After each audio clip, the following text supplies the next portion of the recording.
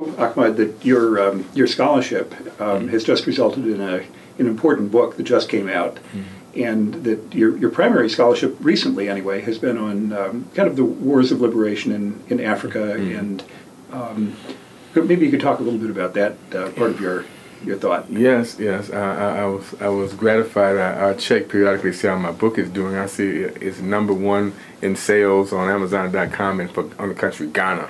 It's like #6 on dealing with Africa.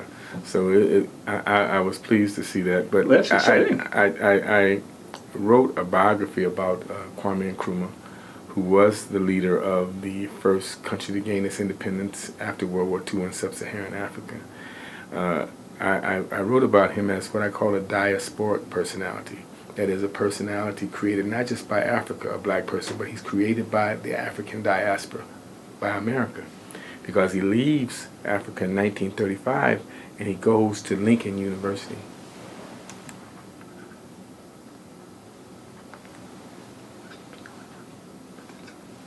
So he leaves Africa in 1935 and he goes to Lincoln University in Lincoln, Pennsylvania, which is, the Lincoln University is the first historically black college in the United States, founded I think in the 1850s as Ashman Institute to train missionaries to go to Liberia, working with the American Colonization Society. So he comes to America and he is very much shaped by America. One of the things that shapes him is the concept of Pan-Africanism. Many people don't know that this concept of Pan-Africanism begins in the diaspora. Many Africans at the time, as like many Africans today, did not see themselves as Africans. African as one people is a Western construction. They saw themselves as Ashantis and Zulus and Yorubas, very much like the Chinese. They're Chinese and they're not French, they're not Russians. And they see themselves as distinctly different races, and many Africans' ethnicities see themselves as distinctly different people. And there was really no basis for unity because this ethnicity had been competing and fighting for centuries. But in America, all these different ethnicities were thrown together on plantations, and they had one language.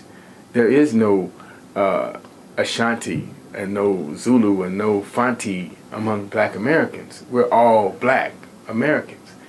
And in that unification of this one people, this ideal comes about that African people are one people and that they can unify. And that Africa will never truly be liberated or free until it unifies and can function on an equal basis with Europe and Asia and America.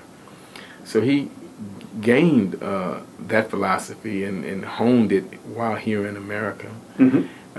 Became involved in various churches here in America and became a minister of the gospel. Learned how to preach in black churches around Philadelphia and Chester, Pennsylvania. Goes to New York and joins the movement of a man named Father Divine. Father Divine was a very, very interesting African-American preacher who said that race did not exist. And he opened up communes on farms and in cities of all races, whites, blacks, Asians, Mexicans, all living together as one people. Really an interracial communal society in the 1920s and the 1930s. He said race did not exist. And that is the only movement that Kwame Nkrumah joined while he was in the United States. And in seeing this, his first seeing of communal farms was not in the Eastern Bloc, but in this religious communal settings, communes in Pennsylvania and in New York.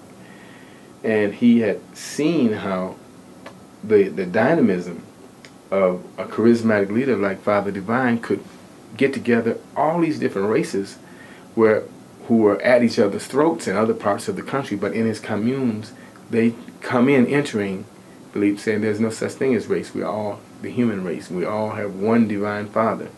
Once they come in with that ideological perspective, they're able to work together in harmony for the common good.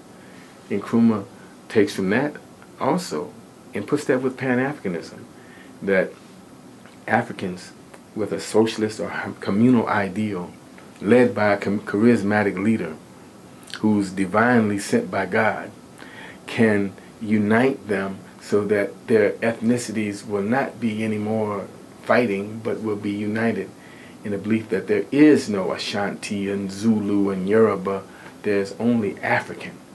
So he has this great ideal in which he hones here in America and goes back to Africa. And although there was a movement for independence and a movement of black people in this country before he came, nobody captures the imagination of the people like he does.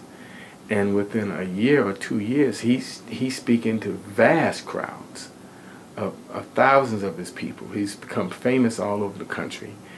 And after his arrest by the British colonialists, he eventually gets out and is elected to a position and becomes the first black prime minister of the country. Mm-hmm. That's interesting. And so how did that unfold? What happened next? Well, what happens next is that there's an elite in Ghana that the British had hoped to place in the administration when they left. This elite was the black business elite, the black educated elite, which was less than 1% of the African population. The British had planned to leave them in power when the British left. And because of their shared interest, the British would continue owning most of the country, but share some of that ownership with that class. That class believed that leadership of the country was their right. And Nkrumah comes and he assumes leadership because the people supported him rather than them. And from day one, the Western powers began to plot with those individuals against him. And he raises the standard of living during his years in power. He builds the Volta Dam, which supplies water to Ghana and Togo and 2 other countries. He builds an infrastructure and roads that without them Ghana's commerce wouldn't be very much today. He makes education free and mandatory up to, I think, through high school. And he basically makes Ghana a model, but he begins to also advocate that Ghana become a socialist country and that Pan-Africanism unite Africa under socialism. Well, during the Cold War, of course, this made him an enemy of the West.